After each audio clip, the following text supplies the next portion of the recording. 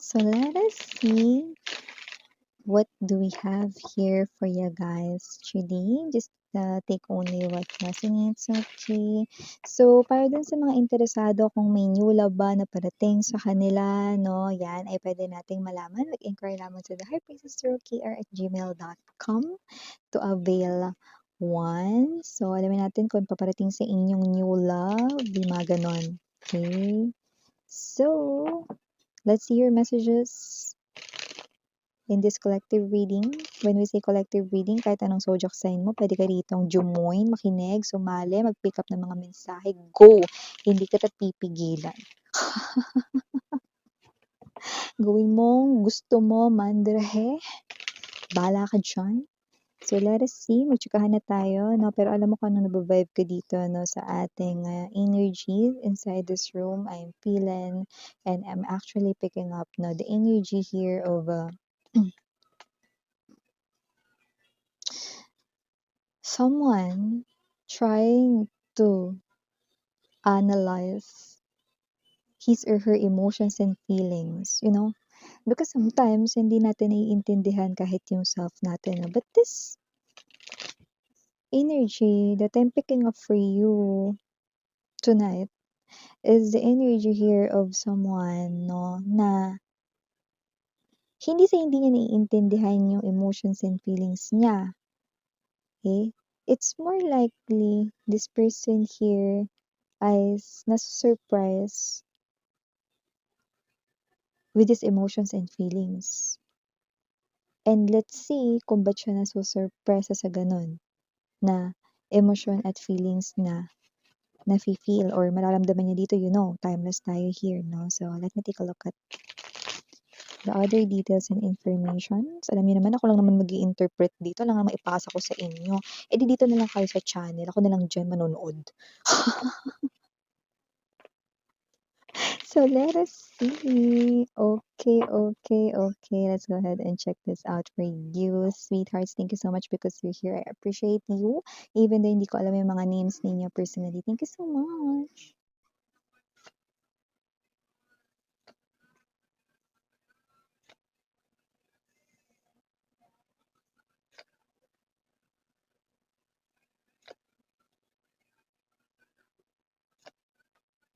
Oh. For this person, this is something here unexpected, Hindi niya talaga 'to inaasahan, no, dito, no? So, we have here center ng reading, no, Page of Wands. This is merely his or her entire energy when this thing happens, no? But we do all know that this is timeless. Puwedeng nangyari na, puwedeng tapos na, puwedeng nangyayari na po ngayon or sa iba mangyayari pa lang, gano'n, no? So, let me see more. Now we have the Seven of Swords. Wow! Seven of Swords to the Four of Cups. The World. Nine of Swords energy. Oh. As expected. Because that is also something I see coming. But this person here do not see this coming. I did. So, kung sino man tong energy nito, your paths will cross again. Two of Cups right in here. This is none other than your past lover, your ex-boyfriend, your ex-girlfriend, your ex-wife, your ex-husband right in here. Ex-live-in, ex-partner, ex-lover, past lover, whatever. Okay? Ano man yung inyong history sa love, no, your paths will cross again, no? At itong unexpected feeling, no, itong unexpected sensation na mafe-feel niya with this Knight of Cups energy and there's this Queen of Wands. You might not notice this, pero siya manonotice niya ito sa'yo. After all these years with the Chariot card energy, Six of Swords right in here, after all these years, hindi niya ina-expect na ganito yung mararamdaman niya. Alin miss yan? Nakikiligin pa rin siya sa'yo. Your overall presence, just your presence, no? Okay, nakikita ko rito, nakikiligin pa rin siya sa'yo. Just like kung ano yung naramdaman niya way back then, okay? So, I do pick up that whoever this energy is, no? para ditong magbabalikan 'no, ang mga ala-ala ng kahapon or yesterday. Kung sino man 'tong energy na 'to 'no, akala niya kasi 'no, after seeing kahit sino sa mga ex niya rito 'no, magiging parang okey lang, wala lang, normal lang 'no, or neutral lang ang feeling na mafi-feel niya. Pero when it comes to you, 어떡해. Anong gagawin ko? 어떡하지? So, kasi naman 'tong energy na 'to na Page of Wands right in here, Two of coins 'no. Eto siya na kinikilig-kilig siya sa'yo just by seeing you again. See? This is something unexpected here 'no, niya.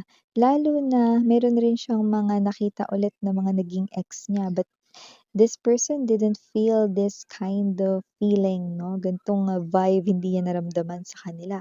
But when it comes to you, yes, your paths will cross again kung hindi pa nagko-cross ang inyong paths. But this person here, okay, agad-agad niyang makikita yung reaksyon ng sarili niya 'no, na kinikilig-kilig pa rin siya around you. Oh, so hindi ko alam kung ano naging dahilan kung ba't kayo naghiwalay 'no. Yung iba nakita ko rito naging maayos naman ang inyong hiwalayan way back then kaya, just take only what resonates. But here, I do see that this ex-lover of yours 'no, nakita ko rito na instead of, parang negative feelings and emotions or hindi naman negative feelings or emotions 'no, puwede rin naman na instead of, ignoring or wala lang yung maramdaman niya sa'yo, nagulat siya dahil ito yung klase ng energy na parang gusto niya or maiisip niya rito, "Ano kaya kung muli kong buksan ang aming mundo." Yun, oh, ano kaya kung muli akong kumunik kay collective. See? Uwi! So with the Seven of Swords energy, Page of Cups right in here, nakita ko rito na problema nga ito, yan oh. Dapat pa bang buksan ang nagsara na or sarado na? Or dapat pa ba itong ituloy 'no? Yung iba meron ditong complicated situation na.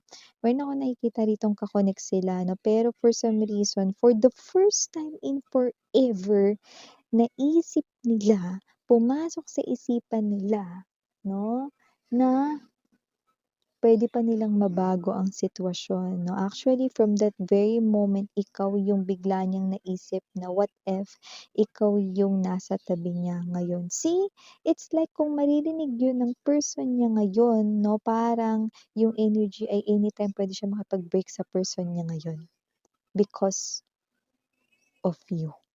See? See? Look at that kind of, 'no, bigla na lang papasok sa isip niya 'no, look at that kind of, thinking 'no, after seeing you 'no, after meeting you again 'no, for the first time ng sobrang tagal na hindi niyo nagkita 'no, or hindi kayo rito 'no,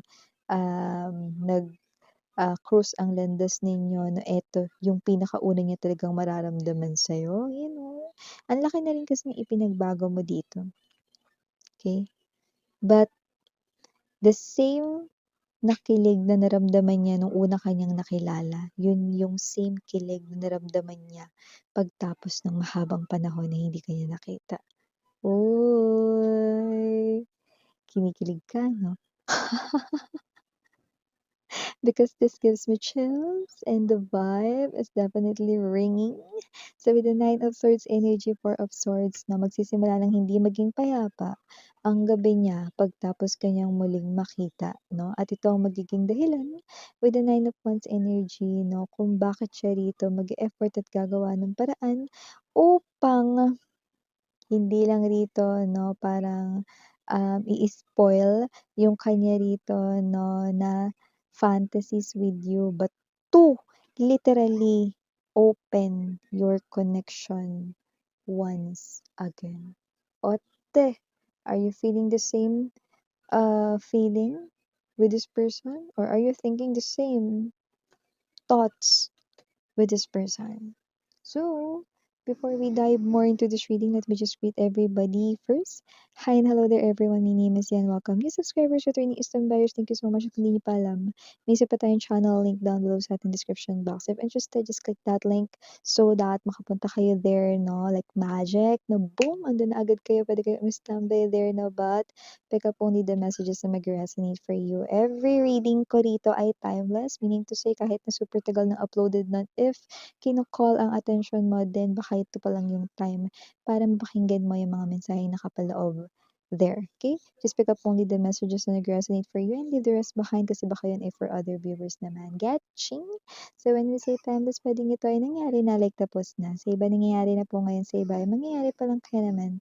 Just take only what resonates. And we strictly do not have gender here. Walang babae, walang lalaki, LGBT, everybody welcome.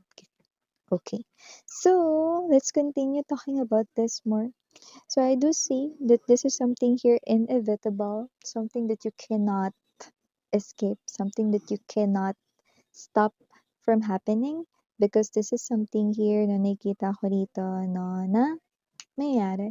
You're gonna cross paths with your ex once again. This ex right in here gives me the vibe that this person here, okay, parang nare-recall niya yung first time na una kanyang nakita. No, the first feeling of being in love with you is the same feeling na mararamdaman niya after seeing you again. Yeah, kung di pa kayo nagkikita, you soon see this person here. And actually, hindi mo manonotice at first, pero siya manonotice niya dito at first, no? Na eto pa rin yung unang ritong nararamdaman niya, no?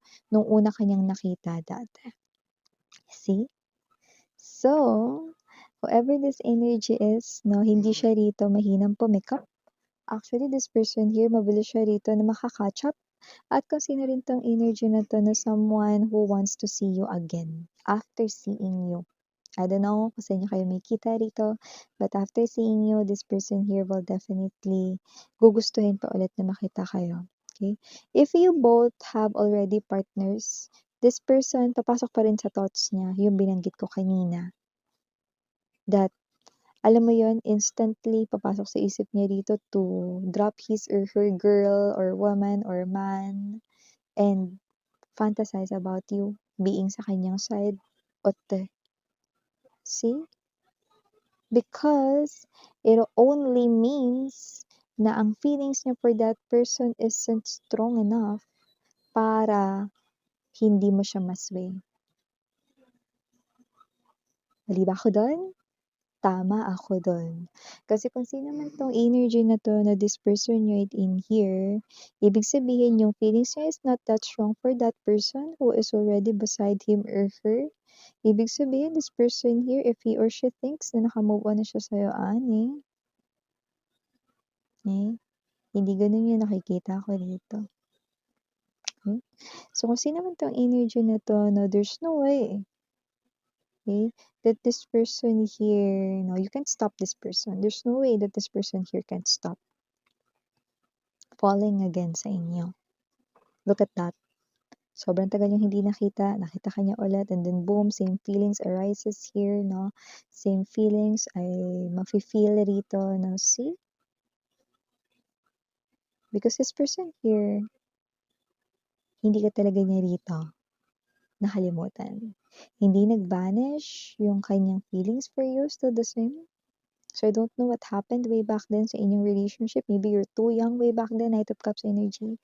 Or maybe there are a lot of, things no, na nag-interfere, not just third party na tao or what. Na actually, others, pwedeng naging maayos ang inyong paghihiwalay. But see, who knows?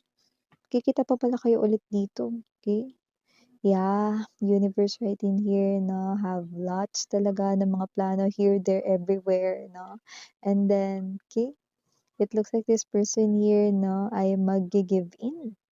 Kasi nakikita kong kikilos siya ng naayon rito dahil parang masisiraan siya rito ng bait, no? Ng ulo rito kakaisip, no? Sa inyo, no? From that very day na makikita niya kayo, no? Hindi na kayo mawawala ulit sa isipan niya. Not because ang laki na iginanda mo, not because ang laki na iginapo mo, not because you attained something here like achievement or success in your career, in your job, in your business, if you do have, or you both have, okay? None of them. None of it. It's just that, eh, na-sway mo pa rin, no, yung kanyang emotions and feelings. You know, I'm seeing a bamboo tree, a bamboo tree, no? When the wind talaga blows hard, okay, it swings. Pero hindi natatanggal yung roots sa lupa, right? No? So, it's like that, no? And then, ang sarap sa feeling kasi when the wind blows, the bamboo tree dances, no? Okay, ganong klase ng energy. So, this person here wants to dance with you. The thing is, are you willing to be his or her partner? Okay, because this person here will definitely, lalo na, if you're still available in love, this person here will definitely pursue you guys. Will do some kind of effort necessary for this connection na ma-open ulit. Nine of Wands energy. But this, it's totally up sa'yo. Okay? If you want this thing or not. Okay? But your person is coming for you. Coming for you. Yeah. So, yeah, initial na tayo. Capital letter G, capital letter J, capital letter C, capital letter Z, capital letter Y, capital letter S, and capital letter R. And for small letters, we only have two small letters. We have O, U. Yes, you heard it right. Thank you so much again. I'm Yuriana Anita ng Yellow Light. Annyeong.